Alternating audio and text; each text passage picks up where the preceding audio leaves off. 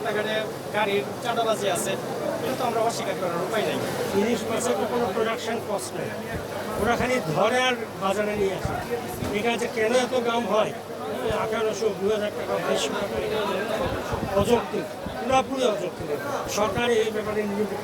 24-এর 5ই আগস্টের পর ভেবেছিলাম ইনশাল্লাহ এবার আমাদের দেশ ভালো হয়ে যাবে, কিন্তু আশা বিফলে গেছে।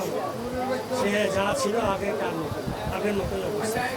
বাজারে কোনো কন্ট্রোল নেই। বেশ কয়েকটা হাত বদল হইতে হইতে আমাদের পর্যন্ত সাধারণ যারা আমরা ক্রেতা, আমাদের পর্যন্ত আস্তে আস্তে এটার রেট অনেকটা বেড়েছে আমার যা মনে হয়। কারণ এখানের চেয়ে ওই যেখানে মাছ চাপপুর বা ঘাটে ওইখানে তো অনেক মানে দাম পার্থক্য আছে, অনেক পার্থক্য। কারণ কয়েকটা হাত ভায়া আসে, প্লাস রাস্তাঘাটে গাড়ির চাঁদাবাজি আছে, এটা তো আমরা অস্বীকার করার উপায় নেই। এটা আছে, যেটা বাস্তব।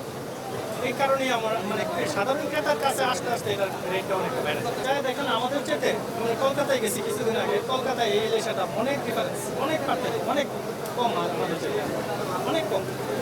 আমি ইলিশ মাছ মনে করেন যে 2020-এর দিকে মনে করেন যে একটু কম আসছিল, আর 5-6 বছর আগে তখন 800-900 টাকা কেজি ছিল, তখন ইনশাল্লাহ খাইতে পারছি।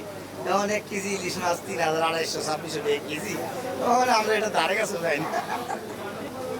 মাছের বাজার নিয়ে সরকারের তো কোনো করণীয় আমি দেখতেছি না। সরকার যদি চাইতো যে বাংলাদেশে মাছে ভাতে খাওয়ায় মানুষে গোয়ায় রাখতো, তাই কিন্তু পারতো। একটা সরকার চাইলে সবকিছু করতে পারে, আর একটা সরকার চাইলে মানুষের ধ্বংস করতে পারে।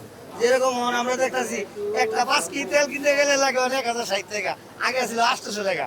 ওখানে দেখা গেছে যে এই সরকার আরো পরের থেকে মনে হয় যে আরো 5 কেজিতে 200-250 টাকা বাইরে গেছে।